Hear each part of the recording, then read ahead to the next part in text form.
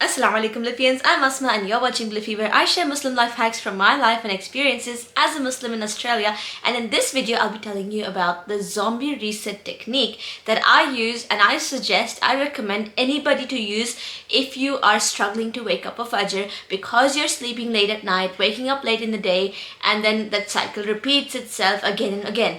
This can be applied not only for Fajr but also for Tahajjud. So if you really want to wake up before Fajr time to pray Tahajjud prayer and you want to be awake for Fajr, as well as if you want to stay awake after Fajr, because that is the most blessed time in the day that the Prophet ﷺ has asked Allah to bless his ummah in the early morning hours of after Fajr. So if you really want to stay awake at that time, if you want to wake up early for Fajr and Tahajjud, then you should try the zombie reset technique. Now this is just the name that I've given it because you will be like a zombie throughout the day when you try this technique, okay? But this technique has existed in many other books. However, I am telling this to you from my own experience. This is just something that I figured out which works for other people as well, and inshallah I hope it works for you too. So let's get right into it. Now the zombie technique is supposed to be done only on a day that you know that you don't need to function normally. You will be functioning like a zombie on that day, so you need to be okay with that, okay? So this can be done on a holiday, on a weekend, on a day that you don't require much focus, on a day that you're not going to be doing much productive tasks, on a day that you're not going to be requiring much brain power, okay? So that's the first step, to pick a day from your calendar that you don't really need to focus on any task or that you require yourself to be present or active in on that day. That's the first step. Second step is, on that day, you will not sleep at all. That is why you're going to be like a zombie. You will wake up as early as possible and you will not sleep at all until after Isha time, okay? On that day, you have to make sure that you wake up early no matter what. And this can be done with various things. I have videos on that, on how to wake up for Fajr, or like, and there's so many techniques that I've discussed in those videos on how to wake up. But once you've woken up, there is no going back to bed. You will do everything in your control to not be in the same room as your bed and not given to the temptation at all of even lying down on your bed. If you lie down on your bed, the second step is to just close your eyes, and the third step is to just fall asleep. So you will not be anywhere near your bed, okay?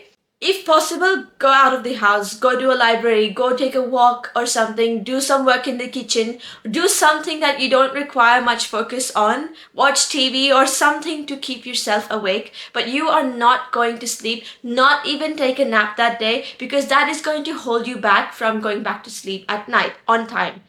Okay, so the whole day you're awake from Fajr and you will only sleep after Isha. I know you won't be able to focus much on your prayers that day, but this is only for that day. This is called a zombie reset day. So that day you're resetting your whole schedule. After that, inshallah, your body clock will adapt, and inshallah you should be able to wake up early, stay awake and stay fresh, and sleep early as well, so that you get into the cycle from sleeping late and waking up late to waking up early and sleeping early, inshallah. So again, the way you do this is first pick a day in your calendar that you don't need to be very active, very focused, very present. And that can be on a weekend, on a holiday, or any other day that seems suitable. And secondly, on that day, you will wake up early using whatever technique you can, get somebody to wake you up or something like that. But that day is your reset day and you need to wake up early on that day no matter what.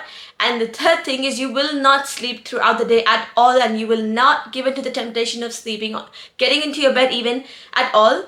And the last step is, you will only sleep right after Isha. Now, keep in mind, if you are trying this thing on a weekend where it is very highly likely that everybody else is going to invite you to something that's going on after Isha, to hang out outside after Isha, or to stay up and have some like late night chats after Isha, or watching a show or something after Isha, you are not going to accept any of these things no matter what, because this is your zombie reset day and you will sleep after Isha, right after praying Isha. so that the next day you are able to wake up for Fajr because you've got a night sleep, a good rest, and you are fresh for Fajr.